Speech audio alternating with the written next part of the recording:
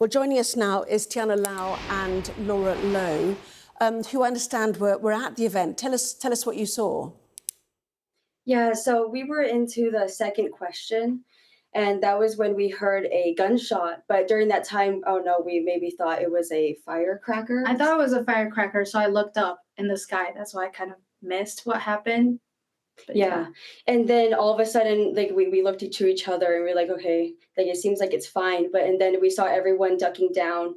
And so we ducked down as well, and everyone started crying, and everyone was saying, get down, get down.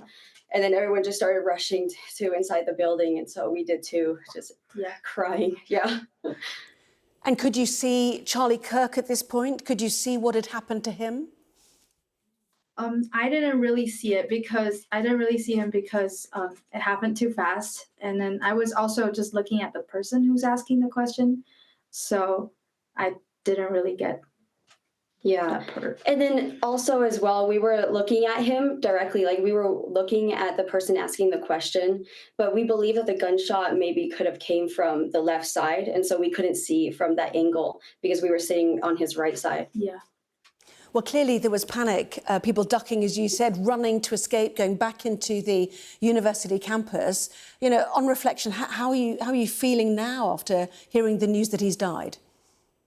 I was really shocked. I was on a call with my mom, and then all of a sudden she just told me that he's dead, because we really was wishing that he's still alive, because we were like, he didn't get shot in the chest or something. So I don't know. It was just. Yeah, I definitely started crying. It doesn't matter what side of the political spectrum you were on, it's still a human life. So I was really sad to hear the news from a friend that told me about it. And explain why you were, attracted to go to his event today, what you were interested in hearing him say. Yeah, we were both. So we consider ourselves non-political, but we did want to go see a polite debate. We thought that it was going to be peaceful, and of course, we didn't expect anything like this was going to happen at a small college to us. And so we just went there because we were interested. We saw him online, and it seemed like there was a huge crowd forming as well. Yeah. Well, he's had a huge influence, huge numbers of followers. What impact do you think this will have on, political discourse in campuses like yours and across America? Oh, that's a tough one. Yeah, I do think maybe in the future we'll improve on security checks a little bit more, because it was a more an open space. So I'm kind of concerned about what's this school going to happen, just tomorrow. Am I going to be able to go on campus? Is it going to be safe? Or what's going to happen after this? Well, it does appear that the suspect has not yet been apprehended. So presumably, potentially you won't be going to campus tomorrow.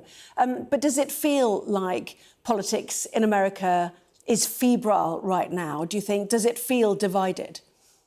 I think that, it's always been divided. And that is why I try to stay away from that type of stuff. I mean, it was really scary because especially during the second question, he was talking about a transgender shooter during that time. And shortly after that, that was when they shot. Yeah. So I definitely do think that definitely on the conservative side, they are going to start blaming the LGBTQ community as well. But I don't know how the other community feels about that, but I do think that there is a possibility for a divide in America right now, especially with this. And he was known, as I was starting to say there, for speaking about some of the conspiracy theories surrounding things like COVID-19 or even the Trump election, January the 6th and so on. Is that, the influence he had, would that have drawn people to those views, do you think? Oh, I definitely think so. Yeah. I mean, people were shouting USA, USA, Donald Trump in the beginning. So yeah, people were really hyped up and then cheering all kinds of political stuff in the beginning. Yeah, especially considering that Utah is a primarily Republican state. So everyone was really excited to come. Yeah.